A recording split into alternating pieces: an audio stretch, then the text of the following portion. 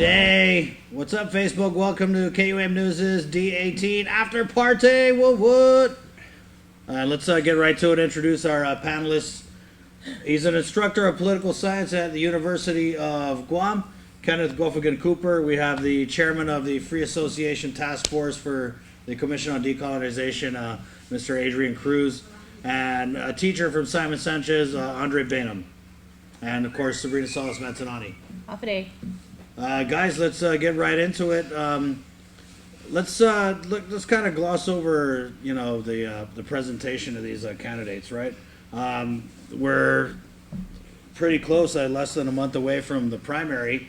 How did these candidates do tonight in articulating the stances that kind of set them apart from the other candidates? Thank you. You're starting with me? Let's go. I think that there were moments where Harold Cruz were saying things in regards to solutions, but I thought a lot of it tonight was all, what were we talking about? Sort of, there are a lot of problems, let's fix them, but I want to know how, right? And I think the people of Guam want to know how, and that's what we're really looking forward to. Obviously, the community knows we have problems. That's why we're doing this. And so I would have liked to see a lot more of that, actually. When you have 30 seconds, sometimes you just gotta, enough with the gratuities, there's too much off the days, stuff like that. Just go for it. You have limited time. I think so you're saying we have problems? Yes, exactly. So that's what I would have liked to see tonight as an overall analysis of what just happened. Adrian? Well, judging on pure performance alone, I would say that I'm not impressed by any of the candidates that we saw tonight. I think they were nervous for sure. But yeah, I'd like to echo that. The only candidate that seemed to have any kind of real world solutions or seemed to think outside the box is going to be Harold. The other two, unfortunately, gave really safe, really political answers and basically repeated the question without answering anything. So I'm a little disappointed. If you look at the candidates running in general in the senatorial packets, they're not a stellar group. Right. This time around, so I really like to see people who have concrete answers instead of just a banal. When people were picking up packets, I think a lot of voters were excited, but then the deadline passed and a lot of people picked up packets and didn't actually file. Yeah. It was kind of when the smoke cleared. What are we at to now? It went from 60 to like 40, right. Or a little less than 40. Some people got smart, but he said he said everything I wanted to say. Really, I was unimpressed. All the answers were safe. They were predictable. They talked about the same things that you hear when it comes to the questions that were asked. And, they were nervous, as like he said, but just no one stood out and said something that we haven't heard before as a community. And I think for me, I'm kind of looking for that this year and trying to decide who, I'm going to put my precious vote down for. Yeah, and I got to ask you guys, I think the candidates and even some of the senators and elected officials in general, they're a little behind the curve with what the voters are looking for. I think last election, that was almost a mandate, you know what I mean, and who got booted out, who got, voted in. And that's kind of been the recurring theme with the after party is a lot of the analysts are begging these candidates to say something that sticks, to quit playing it safe, to take a stance, damn it, right? And instead, we get a lot of these safe answers, and it seems like the candidates and the senators are stuck, 2 elections ago. Mm-hmm. I mean, we're not seeing them come out, but I got to wonder, is that you guys feel like that's how the average voters are thinking this election? That's a tough one, right? Because there is the Guam politics side of the election, right? Like, who shows up to the most funerals? Who is going to shake my hand and actually talk to me? And a lot of times people are influenced by that decision, but I think that, we've seen it even with political status movements, various issues, your group as well, Andri. I mean, there are just a lot of, the Guam community is picking up in activism and momentum, and I think that the whole Guam politics as usual, shake my hand, do this, isn't going to just cut it anymore. So, yeah, I think that there is a dynamic of the population that is not going to go for that anymore. And I mean, we attended you were there, the Philippine Independence Ball, and the candidates and, the senators that were there, the lieutenant governor was there, it was almost buzzkill and like having to sit there. And I felt like a lot of people around us felt the same way. Like, look at these guys trying to shake every single hand. So, like I said, I mean, maybe they haven't gotten the memo. Well, the other thing is, even in the issues themselves, we have two classic examples. We have casino gambling, which they brought up tonight, and we have marijuana. The public has clearly spoken on numerous occasions on casino gambling, and yet these senators seem to have not got the memo. The public again has spoken in a referendum on marijuana. Again, the legislature has not gotten the memo. And so I don't understand what is so damn difficult than to just heed the public's will. When we talk about issues like marijuana, we're behind the curve when it comes to our neighbors like the CNMI, or other places where lots of local people live in California, Arizona. And we tend to see all these problems, but instead of looking at obvious answers, we try to pull rabbits out of I don't know where. So I don't know. This group of candidates just aren't really connecting with the voter population. And I don't think that they've realized from the last election what happens when you fail to engage the voting public. Well, what happens is, you'll have a whole change of guard. And I think that's what we're looking for in this election, but I'm not sure if we're going to get that kind of seasoning this time. You're never going to get rid of the shaking of the hands and the kissing of the babies and going to funerals. Those are just things that you have to do to get your name out, to get people to recognize your face. You have to meet and greet people, and I think some of the ways that some of these candidates can be successful is by doing that. But what the 2016 election, kind of showed us, and my group had a little something to do with that, putting up our signs and our mistake campaign, was that, we're not going to settle for the same responses to the issues that we've been getting in the past. People are going to speak up. There are more groups that are out now. More people are, I guess, brave. They're a little bit more brave in coming out and not fearing our government. And I still think that is kind of that's kind of the problem when it comes to not implementing medicinal marijuana or doing the things that the people want, is because there's still this fear factor. My job, my family, you're going to be ostracized. God knows how much names I've been called, and the telephones and emails I got for the stuff that we put out in 2016. But you have to persevere. I'm still alive. I still got a job, still making a living, and still moving forward. But we gotta as a community, we have to push these leaders to do something. And tonight I didn't hear anything different from them. It's sad. And that's interesting because we just have people who are watching on Facebook the after party, and they're saying leadership is not for cowards and no courage in the legislature. It's funny. I was just at a fundraiser the other night, and I saw a BJ Cruz there. And I asked him, BJ, did you walk in the parade? And he said, no, it's too hot. And he said, and I said, yeah, but that's the political thing to do. And he goes, people are going to vote for me if they believe in me and the things that I did. Me going out on a parade or shaking your hand or going to your grandma's matai is not going to solve whatever issues you have. So vote for me if you're going to vote for me, and if you're not, that's fine too. So, I mean, he can afford to say that, though, right, because he's been in the game so long. But I think if he had shown up, or if any of the candidates show up, if you're wondering about them and you meet them, I mean, we're very fortunate on Guam in that we can have that face-to-face time. That, and people have a good radar. I mean, usually you can tell who's full of it, who's not. When you run into them, you meet them. Even if it's real quick at a funeral or at a wedding. What I want to talk about was the question they brought up about. And they put Jermaine on the spot, legislative employees being able to run for senator. And I kind of want to preface that by saying that I really feel like Jermaine is, these are his words, he's been an insider for, many years. He's worked, Felix. He goes both ways. He's played both sides. And so, okay. Yeah, that's one way to put it. But I kind of was expecting to hear, more from him, and I was a little disappointed they played it safe, because this is a guy that, I mean, hell, if the Republicans want him, the Democrats want him. He worked with, Senator Mike Nicholas. He's working with Tolina. I'm wondering, like, what is it about him that he brings to the table? And, anyway, I didn't really hear much about, what he does bring to the table tonight, other than the safe answers. But I felt like it was a good question to ask.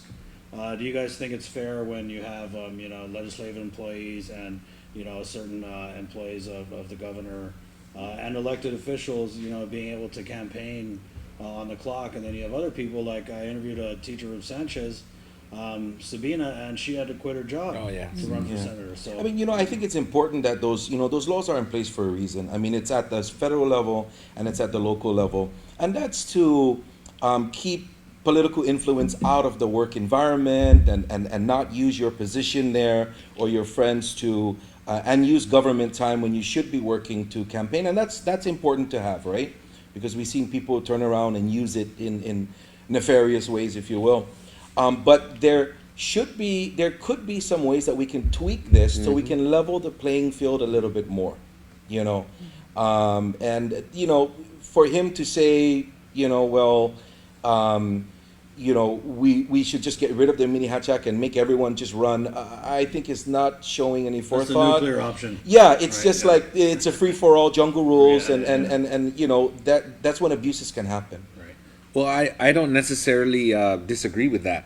I think that all government employees should be able to run, although I think that you should strengthen the law about how you run. So if you're a teacher, your job is to teach 8 to 5. You can save your campaign for after hours. You can't pass out buttons or wear your T-shirt in school. But where does the influence kind of stop? I mean, people say that because I do the polls at our school, oh, you're a teacher and you're using it to advance your, so if someone says, oh, I'm going to run for office, and then they're teaching math or something, where does the influence, people are going to say that you're being biased, or even in teaching math, you know what I'm trying to say? I think It just never there's ends. got to be a happy, and maybe you can chime in as with your political science background, but I think there's got to be a happy medium, because what we have now is, if you look at the legislature, and even the governor's office, it's not really representative of who the average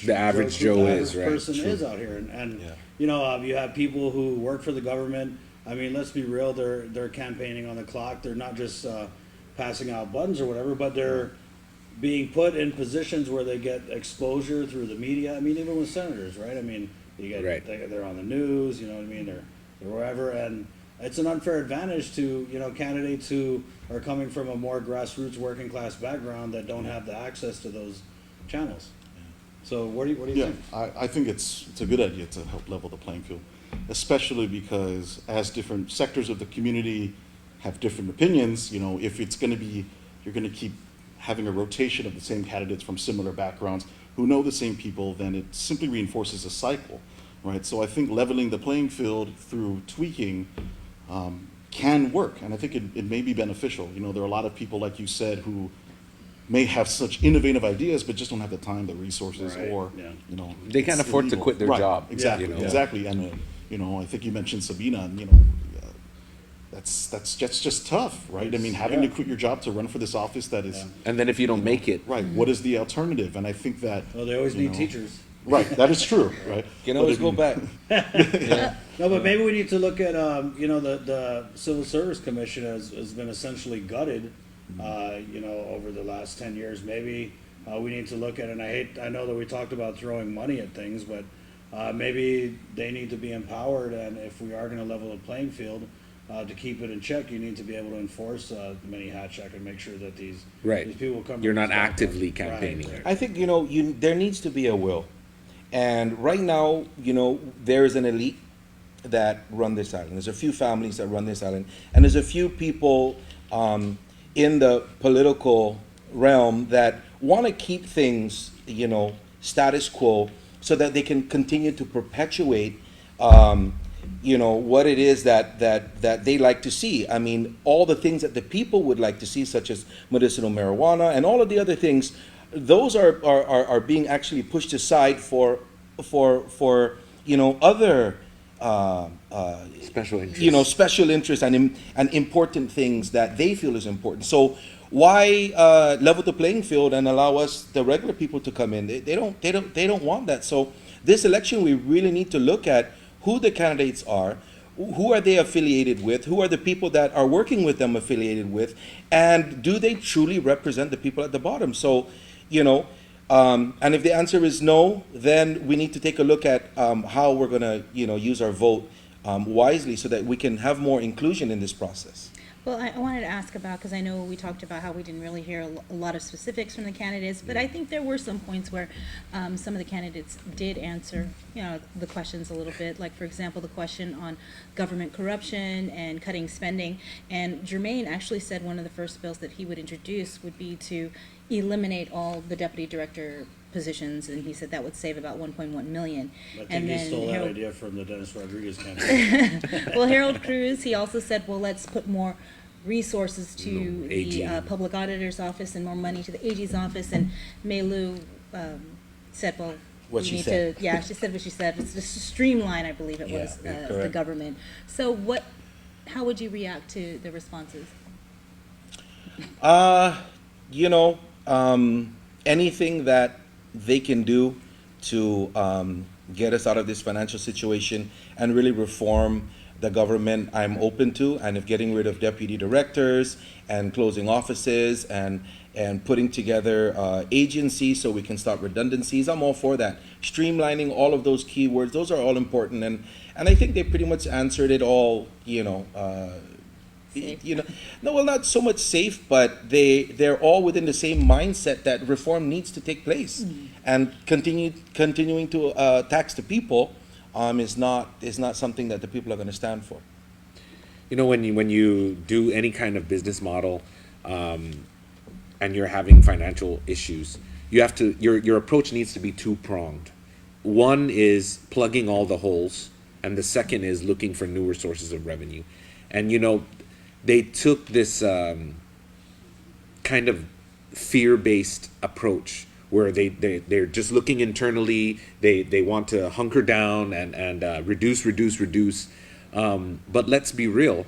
In our modern world, if Guam is going to expand itself, our population definitely is expanding.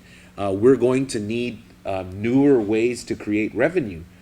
Besides the same old base, which is just to continually tax people. And if all you're going to do is reduce deputy directors, but then add on extra work because you've doubled the size of an agency because you eliminated another agency, well, that's not very bright at all. I think what they need to start looking at is more innovative ways to try to make new revenue, more and use more effective means of fighting corruption. There's lots of ways to save money using electronic means and things like that to kind of reduce the need for more personnel, using technology in a more advantageous way to make the government a little more efficient, and as a way to make sure that you catch where the snags are and where the corruption really happens. Because let's face it, the corruption, I mean, we do have big corruption at the top. But the majority of the corruption on Guam is the little everyday corruptions. It's the guy over at One Stop who lets you slide on this if you... I haven't met that guy. You know, it's those kinds Waiting of to meet things. that guy. You know, it's those kinds of things. And, No, and I see what you're saying. You're saying that we're jumping over dollars to get to pennies. You know That's what I mean? right. Like, yeah, if Guam is expanding and then we're streamlining the government, the government's going to be they're going to have more work to do. We're looking at military build they can barely do what they do now. right. Yeah, I think there's a philosophical approach to this whole thing. What is the role of government?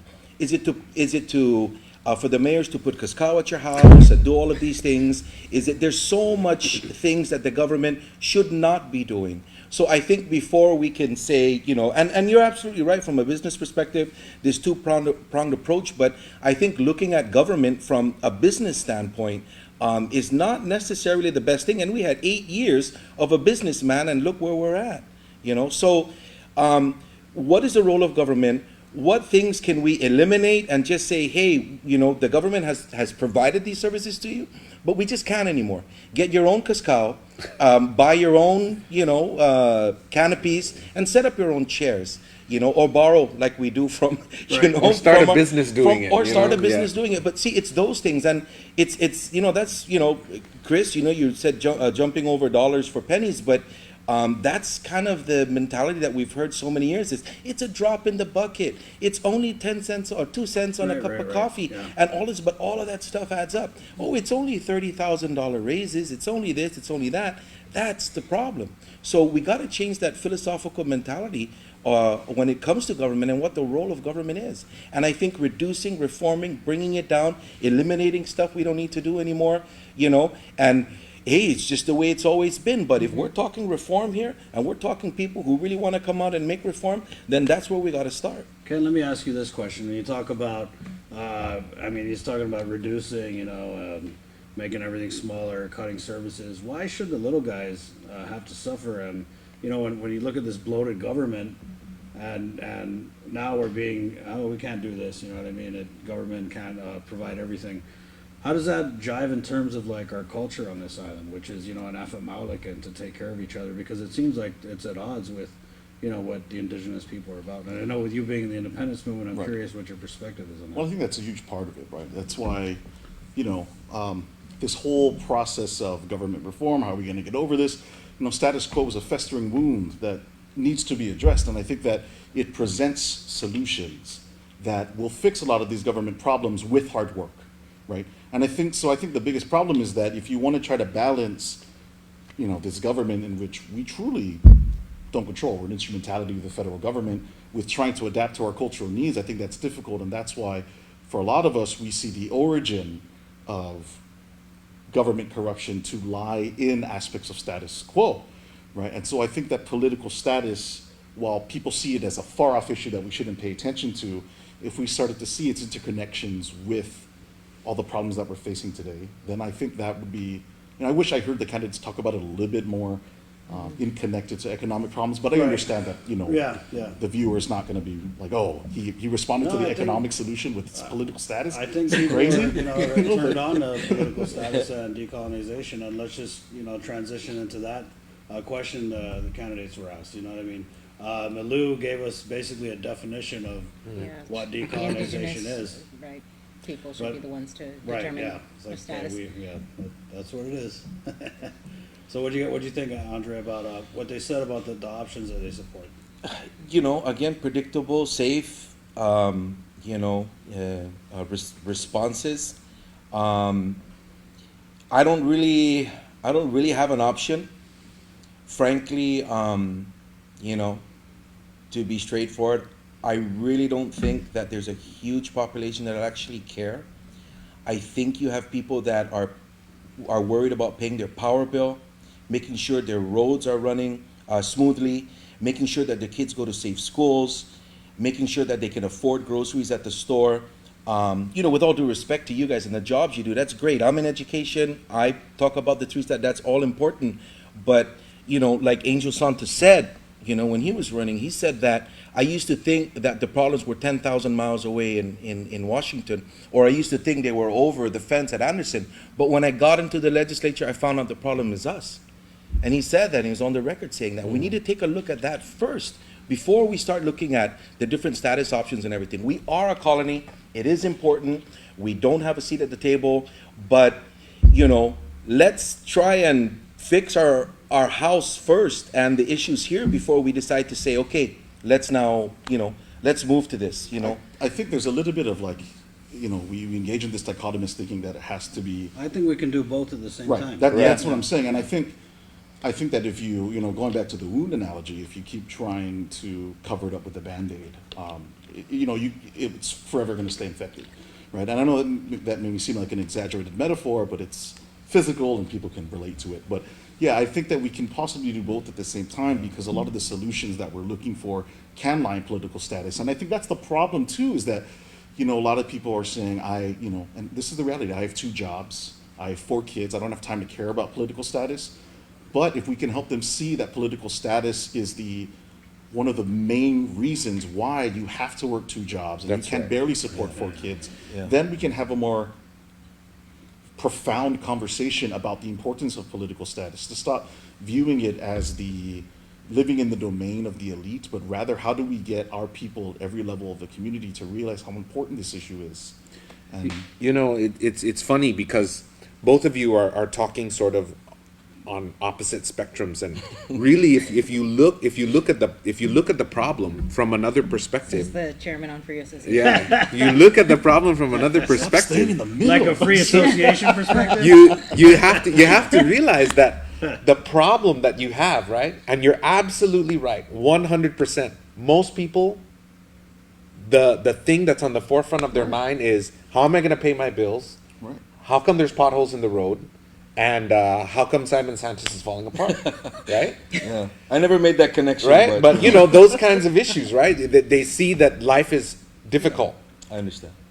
But what they fail to see is exactly what you said. Well, why is it so difficult? Why is gas so expensive? Why don't I have the same privileges as somebody who lives in, I don't know, San Diego, California, where the state or the federal government will subsidize those kinds of repairs to schools, or will fix up their highway funds? Why aren't those things happening? And the problem, the real problem is you're putting the cart before the horse.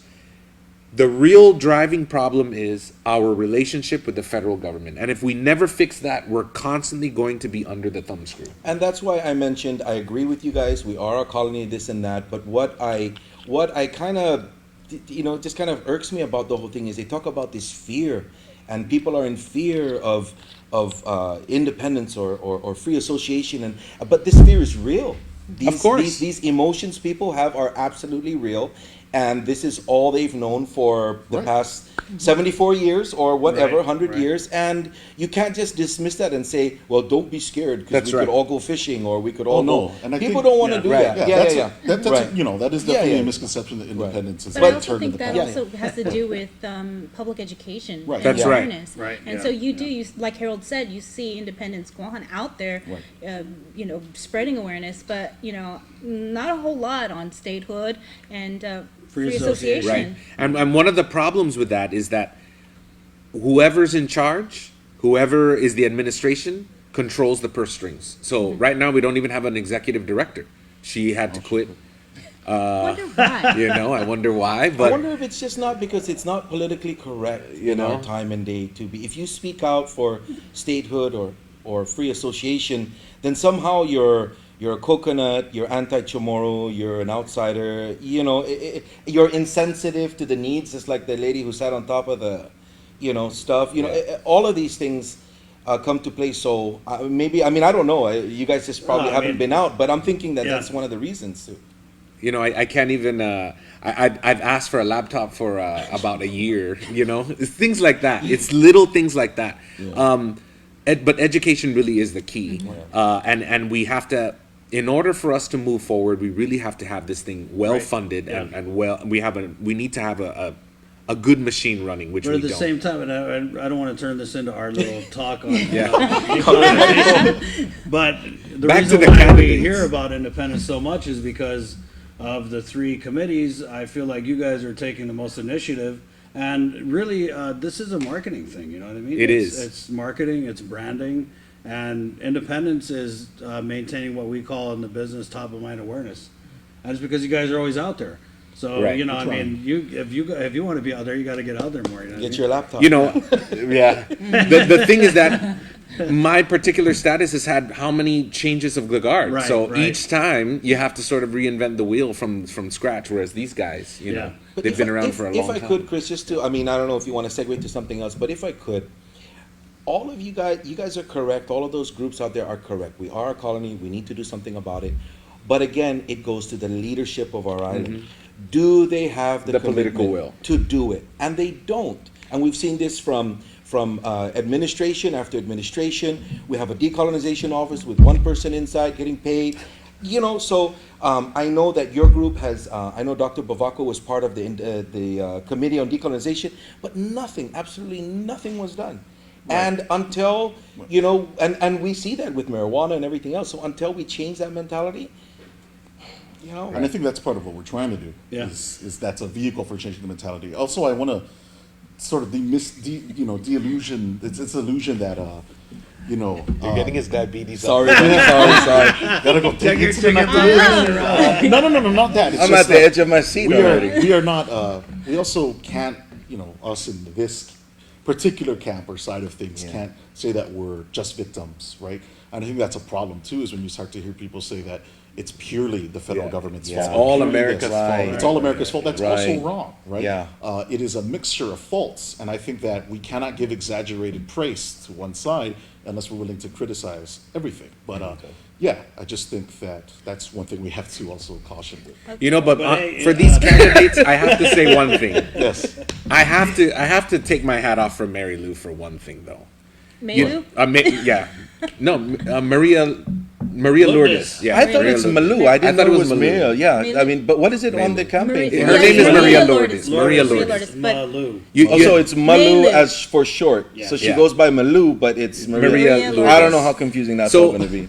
You know, she kind of took an edgy stance. She did. Although she gave the textbook definition, she's Filipino, and not just Filipinos, but there's a lot of the settler population on Guam who might not agree with that textbook definition of what decolonization is, and would feel that they should have a right to vote. And so she was kind of brave, actually, to do that. So I have to give her kudos. Yeah, for and I that. mean, and this, we talked about this. I mean, I know we talked about this with the One Guam decolonization with debate, Dennis. where Senator Dennis Rodriguez came out and said, "Look, I'm Filipino. Philippines is independent." Mm-hmm. You know what I mean? That's just kind of like the logical progression. But what I thought was interesting, and let's kind of last question on decolonization. 2 of the 3 candidates supported independence. Andre? Who was the other one? I don't. Harold and- I mean, you know, Harold was the one who got arrested at the gates of Anderson Air Right. Force Base.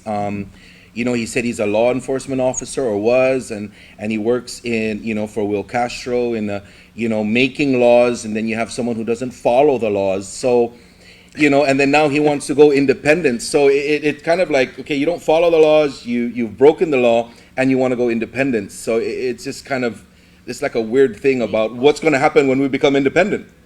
So I don't know. I don't really have a dog in the fight. It's whatever the people choose, and I'm down for that. And I think we can survive anywhere. So what those 2 chose, I think it's the politically correct thing to do, because you don't want to be culturally insensitive. I don't know if Jermaine chose independence. I'm not sure. I think he did. Did he really? I thought I he think said he he did. was Kinda alluded scared of He, it. he said it, and then he kind of doubled Backed back off. and was like, Well, I think he did say that. We're not that ready for it. we are happy with what we have. Something to that effect. Something to that But effect. I think he said there's a lot of fear with independence. Right. And that Right. We need more Ready. education. Yeah. Yeah. I think, honestly, it's interesting to hear candidates even say independence is their choice, because I feel like 6 years ago, if you said independence was your Right. political status choice, that was like immediate ostracization. And so I'm glad that the political atmosphere is shifting. Doesn't bother me one bit, because free association and independence are, sort of 2 sides of the same coin. So I'm glad that they have the gumption to be able to say that publicly. Okay, let's get back to let's the get back to- candidates. And so the first question out the box was about what are their plans for enhancing revenues, right, and without raising taxes. Right. And so what did you think of Harold's answer? Because I don't think we've heard this before. I've actually heard it from a senator in the last legislature, but one of the ways he felt that you could generate revenue is through compact impact reimbursement. Right. And that was Harold Cruz. I know Frank Bloss Jr. had mentioned that in the past, Right, but right. what did you think about his response? Realistic? Well, I mean, it's something that we're owed. It's something that we definitely need to pursue. I think that we'd get some money back, Not a billion. not a Not a billion. But kudos again to him for actually saying that. I don't think, and I think you guys had mentioned that nobody else has really said that either, or decided to look through that. But again, it's plugging the holes and looking for other sources, and that's obviously a glaring hole and a glaring source. So good for him, and I hope that we have a legislature and a governor who will have the backbone to actually follow through with that, because it is a significant source of revenue. And I think instead of looking at the compact issue as a adversarial kind of thing, I think we should be working with our neighbors to try to make the compact a little more effective in the way they spend it and the way that we can share it. Because let's face it, settlers that have moved here from the compact states are a part of our community now. Although we see in the news that there are some instances of violence and things like that and adverse effects, there are also a vibrant part of our economy. If we took all those people out, or if Donald Trump deported them all, I think we would be in a serious economic crisis, because who is going to fill that, those kinds of jobs? So I'm hoping that the next legislature and the next governor is going to be able to have a better working relationship, not just with the federal government, but with the compact governments, to see how we can mitigate all those kinds of problems and sort of share each other's burdens. Yeah, I agree with you. I definitely, I agree. Yeah, I absolutely agree that that is something that we need to address, right? And I think the problem is that that issue not being addressed has led to some of the, Right. most racist, discriminatory attitudes. They're that we're always going to be our witnessing, right? neighbors. Yeah. They're always And I going to be our think that neighbors. The reason is because we have the bottom people fighting when, people in the federal government are kind of laughing that we're blaming each other for this. And so, yeah, I think that's definitely an issue that we need to address. It's just overdue, long overdue to examine that relationship. It's just standard, though. I mean, yeah, anytime you have like an imperial Right. power, they go in, they're gonna Divide and conquer. make the indigenous people the minority, and then set everyone against each other. Yes. But I agree with both of these guys. But we've been hearing this compact impact that we need to get reimbursements. We're short on our reimbursements from governor after governor right. and congressperson after congressman. What I would have liked to hear from him is how. How are we going to get this money? We've screamed at the top of our lungs. We've sent people over there. We've done the studies, and they're not giving anything. Right. So I'd like to hear the how. And other than that, it goes back to what we said earlier. They're just playing it safe. Compact impact. Get more tourists. This and that. Peace out. Yeah. Yeah. Yeah, vote for me. Yeah, and vote for me. Yeah. What about the rent thing? They brought up a question they asked the candidates is it was like, How are you going how to do we save money with The government of leasing? Guam rentals. Yeah. Right. And I felt like Jermaine missed a big opportunity. I mean, he works at the legislature, and he works for Senator Talina Nelson, and she's in office space that's about a little bigger than our studio that she shares with Senator Regine Vesco-Lee and Vice Speaker Therese Terlahi. And then downstairs you have Speaker B.J. Cruz. And I really think this is the model of the future. I mean, the legislature spends almost $700,000 on rent. You know what I mean? Right. And I mean, that's just for those senators who Yeah. A don't couple stay in the years building. of that rent, you could build a building. Yeah, you could build a. Well, school. I just came back from the Philippines, Yes. and one of the provincial governments there, they're sort of having the same problem. So what they did was they looked at their inventory of government land. They spent a little money to build these huge, massive buildings. But what they would do is the buildings would have a twofold purpose. The bottom or part of the building would be used to generate revenue, as in rent it out to commercial spaces, and then the other half would be that government agency. And then so that's how they solved that problem. And it's amazing because Guam has lots of government inventory in land that is just sort of sitting around. I mean, you go down in Mighty and you see the old side of the GW campus there, and it's just a jungle. And then you can spend $4 million on the former place where the legislature used to be in San Antonio, Hagåtña. So I think it's a problem of political will. Nobody wants to be the bad guy to have to take a loan to be able to secure funding to build a building, even though in the long term you're going to end up making out. Yeah. How about universal health care? Woo! Free college tuition. If I could, before I answer that question, Bree, was just what you were saying. They have a a rich man's appetite on a poor man's budget. This government does, and they want these plush offices and great things, for places to go. So again, it goes back to the will of not them, because they're not going to do anything unless we, as a community, we speak out and tell them we're not going to put up with this crap anymore. And I've said that, I pretty much said as much down there at the legislature about my school and how crappy it is. And you go down there and it's this opulent, wonderful building that, our great ancestors have passed great legislation here in this hall. And really, it just makes no sense at all. They're disconnected. And speaking of, you're teaching at Simon Sanchez High School, and when we were talking in the conference room, you were mentioning that Maylu was a teacher She at was. Simon Sanchez High School, and I really thought she should have drove that point home when the question came about Simon Sanchez High School. So Well, she's a little nervous, I guess. I think Opportunities there's a for language yeah. barrier that's there, but I agree with to me, Malou is one of those, and we've had a few of them on this couch this election. Somebody told them they should run, and unfortunately, they listened to them. hey, she's a civic leader. She's with the Salvation Right, Army right, right, Board. right. She's the president of the Lions Club, and she's Yet she an didn't really educator. say anything that stuck out, though. That's I wish we what's heard that in the beginning, though. Right. Right, We heard that right. at the way end. Yeah. Yeah. So we're all kind of wondering what civic Yeah. leader. So let's that's- ask this question of the three candidates we had tonight. Harold, name drop Angel Santos a couple times. That was probably one of the most interesting things he said that came out of his mouth. Universal health care. Jermaine Oh yes, I was. and Malou. Of those three, which ones do you think are going to make it into the legislature?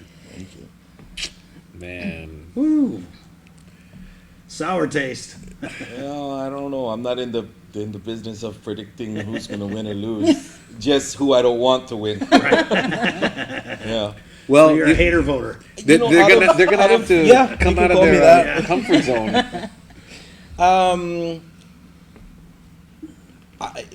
Who was I the most impressed with? Right. I think who came out the most articulate, the most polished, got his message across. I think the best was Jermaine. He smiled. He was very, he engaged. He looked into the camera and everything.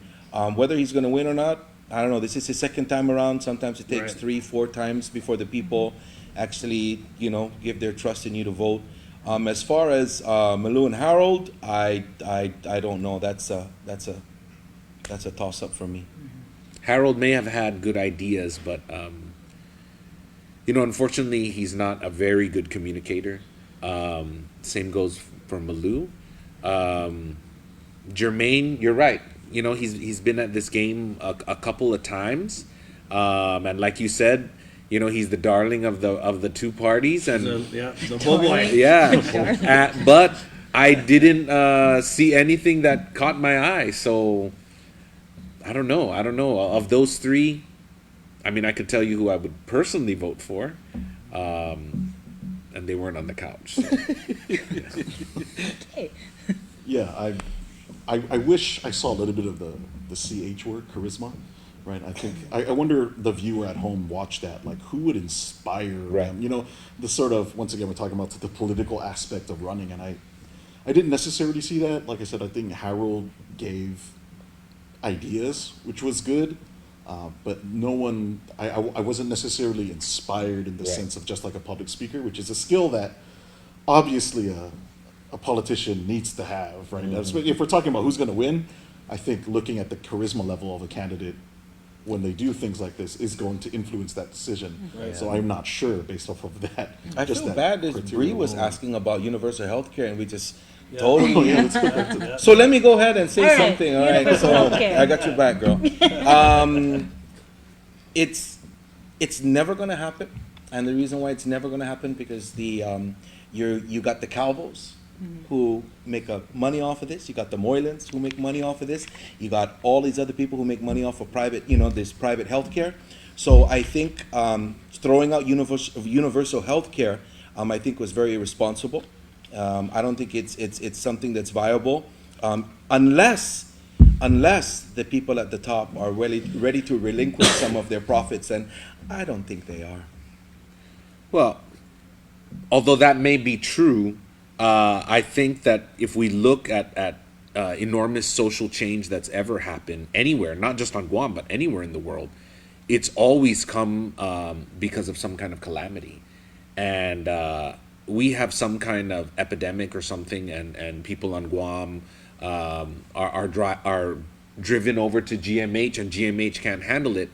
The after effect of that is going to be, something like universal health care, or when you're going to have more cases of people who simply die out in their home from preventable diseases or whatever, simply because they couldn't afford it. You get that enough, and you'll have enough political will that something will change. I mean, you look at one of the poster children for universal health care, and that's England. England only had universal health care because during the Blitz in the war, there were people who just couldn't afford to go to the hospital, and so they did something about that. And so I think we're going to have one of those watershed kind of moments on Guam. We're already there. When you have people not taking their newborn children to the hospital and putting them in plastic bags, that is going to put a momentous shift in people's awareness of, why are they afraid to go to the hospital? Is it because they can't afford it? And what kind of a society are we if we're going to allow things like that to happen? And, the Chamorro culture, no matter how poor you are, you always have the instinct and the want to try to help and give as much as you can. And so I think that's going to play into a big, that's going to be a big factor of how we're going to change And I that. think also Guam is behind the times when it comes to, like we talked about weed, right? I mean, how far back are we? Right. I think if dominoes start to fall on like a federal level, I mean, Right. right, universal health care, it's a European thing, you know what I mean? Yeah. So if we see some states, Doing it. some do.